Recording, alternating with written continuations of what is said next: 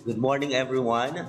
Welcome to the Unit 5 of our course Mathematics in the Modern World, or Gen Ed 4. This unit is all about linear inequalities. Graphing linear inequalities that everyone get a communicator, one side blank and other side graph. How to determine the type of line to draw. Paano natin malalaman kung anong klase ng line ang gagamitin natin in graphing linear inequality. Merong dalawang klase ng line. The first one is the dotted line and the second one is the solid line. Kailan natin ginagamit ang dotted line? Ginagamit natin ito kapag ang inequality symbol ng isang linear inequality ay greater than or less than. Solid line naman kapag ang symbol ng inequality natin ay greater than or equal to or less than or equal to. So yun yung difference. Dotted line siya kapag walang equal to. Solid line siya kapag mayroong equal to. So that's the difference. Tandaang mabuti the usage of these two different lines. How to determine? Okay, so let's have a practice. Choose the type of line for the inequality given. Number 1, y is greater than or equal to 3x minus 2. Anong klase ng line ang gagamitin natin dito? Is it A, solid, B, dotted? So tignan natin kung ano yung inequality. It is greater than or equal to. So that means we have to use letter A, solid line. Number 2, y is greater than 1/4 x minus 5. Is it A, solid, B, dotted? So tignan natin yung ating inequality symbol that is greater than. So we have to use letter B, dotted line. Alright. How about this one? Choose the inequality symbol for the line shown. As you can see, we have here a yellow line. What type of line is this? This is an example of a dotted line.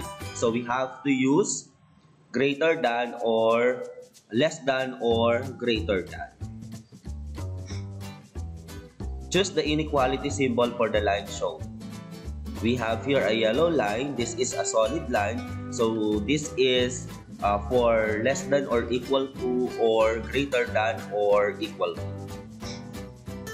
If the inequality is y is greater than mx plus b or y is greater than or equal to mx plus b, yung shade ng ating inequality graph ay above the line. Tandaan, kapag greater than o kaya naman ay greater than or equal to, ang kanyang shade ay nasa taas. Kapag naman less than or equal to, ang shade ng ating graph ay nasa baba. So that's the difference. Greater than or equal to, the shade is above the line.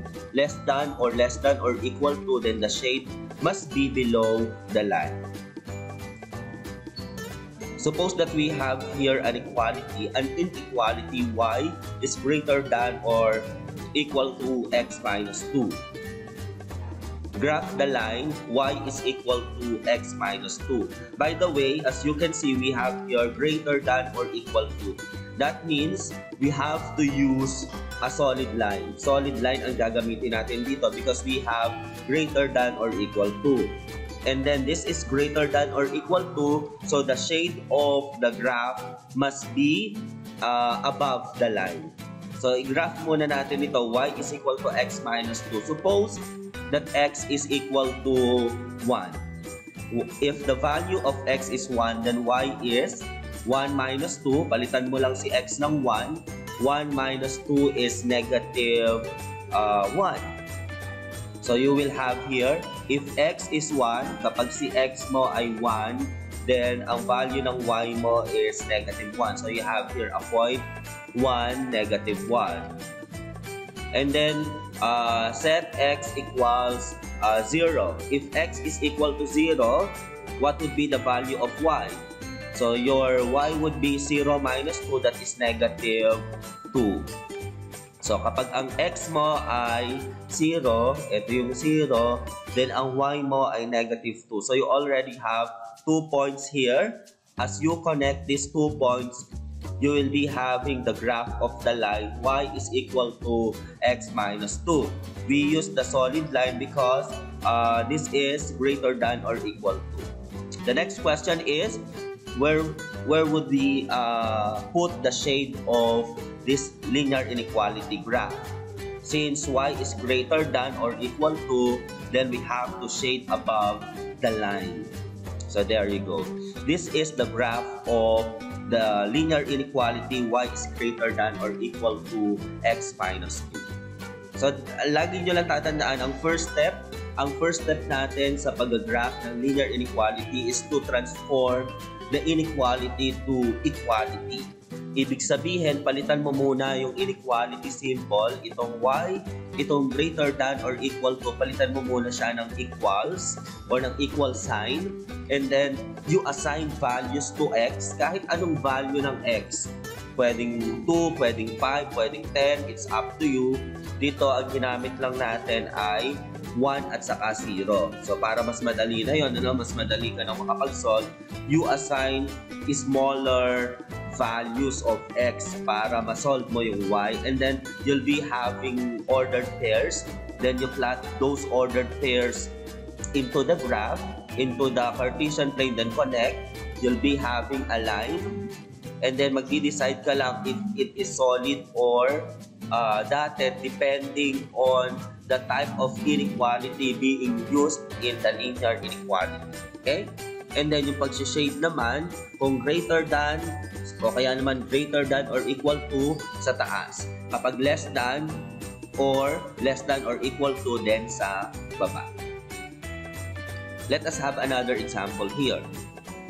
Y is less than or equal to x minus 2. The first step is to change this inequality to equal sign. So you will be having y equals x minus 2. We set x equals 1 here. So palitan natin yung x ng 1, magiging 1 minus 2, that is negative 1. So kapag si x daw ay 1, ito si 1, si y mo ay negative 1. How about if x is 0? 0 minus negative 2 is negative 2. So kung ang x mo ay 0, your y is negative 2. And then connect these 2 points. Take note, this is y is less than or equal to. So what type of line we have to use? We have to use solid line. There you go. And then decide where to put the shade. Since we have here less than or equal to, so the shade of the graph must be below the line. Do you do anything different when the line is dotted rather than solid? Meron ba tayong ginagawang kakaiba kapag ang line natin ay solid or dotted? The answer is not really. Wala naman talaga. Ano? So kung dotted yon, kasi nga, dotted siya kasi less than or greater than lang ang inequality. Solid siya kapag ang inequality ay greater than or equal to, less than or equal to. Yun lang yung pagkakaiba. Kapag may kasamang equal to ang inequality, then solid yun. Kapag wala siyang kasama, then dotted yun. Okay? Paano naman natin malalaman kung sa taas o sa baba ang shade? Sa taas ang shade kapag greater than. Yan. Sa baba ang shade kapag less than. Let us have another example here. Graph y is greater than x minus 2. Graph the line y equals x minus 2, but make the line dotted because the inequality is greater than. Wala siyang equal to. So, if x is 0, sinet mo na niya yung x sa 0. So, y is equal to negative 2. Since 0 minus 2 is negative 2. Ito yun ngayon, yung point na yun. Then, if x is 1, then y is equal to negative 1 here. Papalitan mo lang yung value ng x, no, para ma-solve mo si y. So you will have 1 minus 2 is equal to negative 1. Kaya siya nakuha dito. If x is 1, then y is negative 1. Then connect the 2 points using a dotted line dahil greater than yan, wala namang equal to. So you will be having this graph. Then decide where to put the shade of the linear inequality graph. Take note that this is greater than, then we have to put the shade on top of the line, above the line. Alright. How about this one? Y is less than x minus 2. Ang iniiba lang natin dito ay inequality for you to be able to know the difference between and among these inequalities. So the first step is to graph the line y is equal to x minus 2, katulad din ng kanina. So anong gagamitin natin dito? Dotted line pa rin, dahil less than siya. And decide where to put the shade since this is less than. So the shade must be below the line. Okay. Graph y is greater than negative 1/2 x plus 3. Okay, type of line, solid or dotted? The answer is dotted. Alright, correct. Shade the line. Saan natin siya shade ng line? Is it above or below? Take note, this is greater than. So, we shade it above. There you go. Choose the correct inequality for the graph shown. Ano daw inequality? Unang-una, tignan mo muna yung line. Solid siya. Okay? So, ito, hindi na siya pwede. Ito, hindi na rin siya pwede. So, alin na lang ang pamimiliin natin? The second one and the last one. Tignan natin na saan ang shade. Is it above or below? So, below, ibig sabihin, ang inequality natin dito should be less than or equal to. Alin dito sa dalawa ang may less than or equal to? Y is less than or equal to. Then this is y is greater than or equal to. So this is the correct answer. Y is less than or equal to 1/3 x plus 2.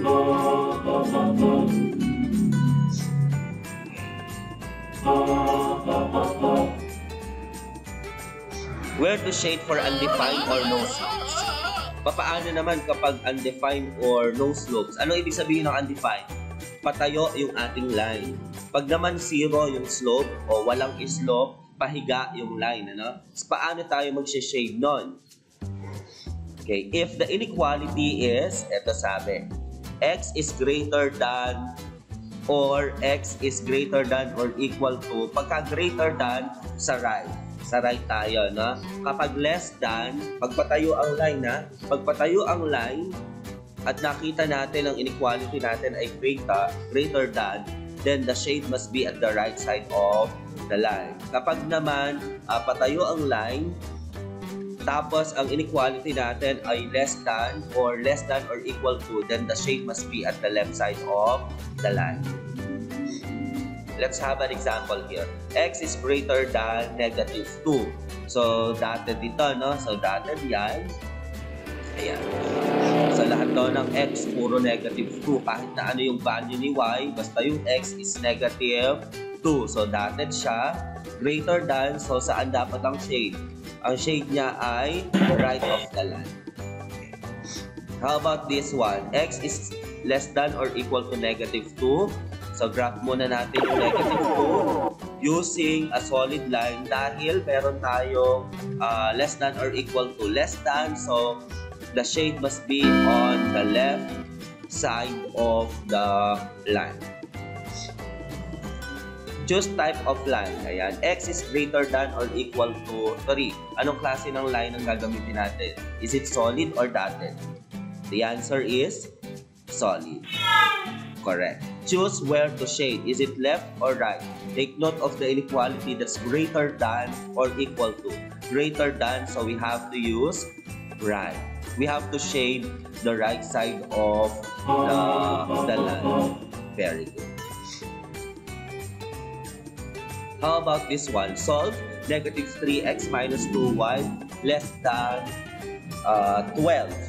Paano natin ito isosolve?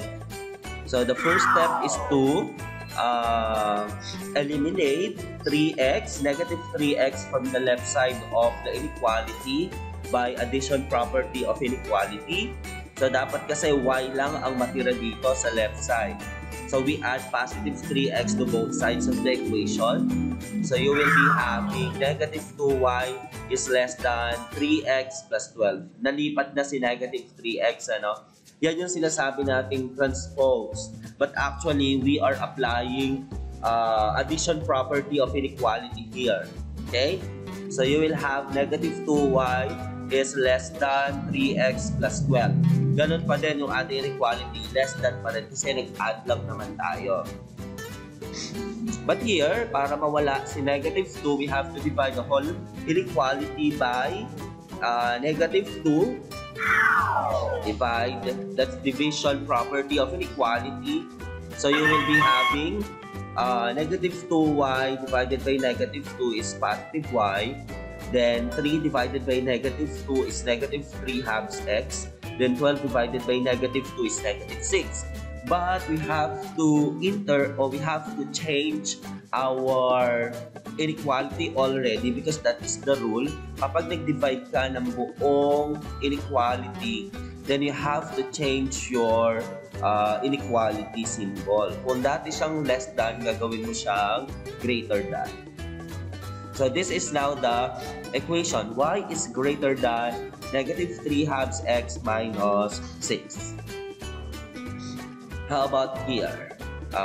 If you want to try, you give a try with this problem. Just pause the video. And if you want to check if your answer is right or wrong, just continue playing the video. Okay? Number 1. 2x plus 5y is greater than or equal to negative 10. You have to apply the elimination process here. Okay, you have to apply the elimination process because there are choices that are obvious already na hindi naman yon yung talagang sagot. Kung obvious na siya na hindi yun yung talagang sagot, tanggalin mo na siya. Okay? So in this case, we know that we are going to divide, correct? Magdi-divide tayo dito because we have a numerical coefficient in y.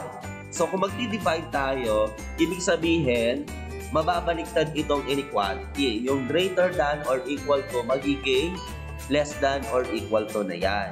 So ibig sabihin, tanggalin mo na yung mga greater than or equal to. So tanggalin mo na yung first choice at saka yung last choice. Ano na lang natitira? Yung second at third.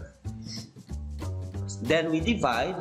Lipat mo dun si 2x, positive 2x siya. So magiging negative 2x na yon.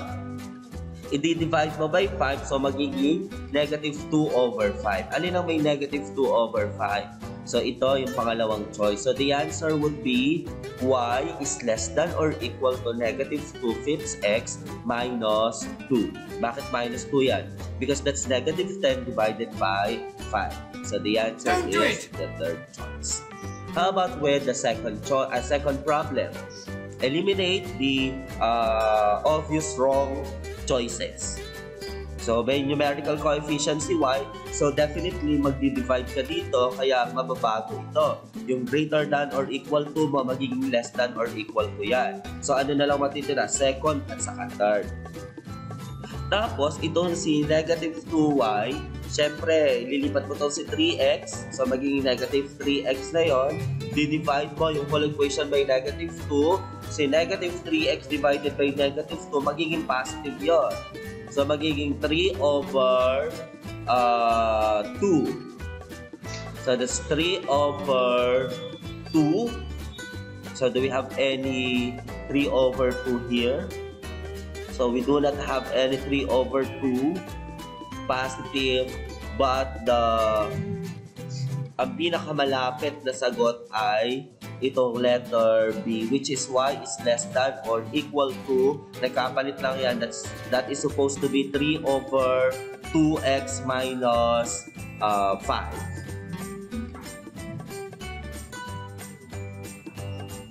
Okay. Let us have another example here. Which ordered pair is a solution of 5x minus 2y less than or equal to 6. Ano ibig sabihin ng solution? Pag sinabi natin solution, pag sinubstitute mo yung x and y, true pa rin yung ating inequality. So let us try. Alin dito sa mga ito ang solution? So simulan natin dun sa letter A. Okay?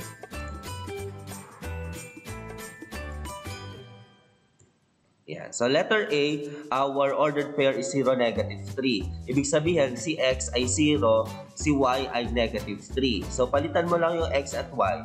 So magiging 5 times what is x? 0 minus 2 times y. What is y? That's negative 3 is equal to is less than or equal to 6.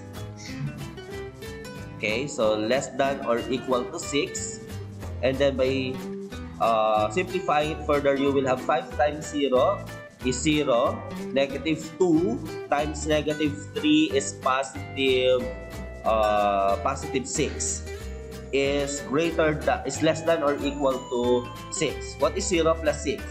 0 plus 6 is 6, and that is true that 6 is less than or equal to 6. Ibig sabihin, letter A is the answer in this problem.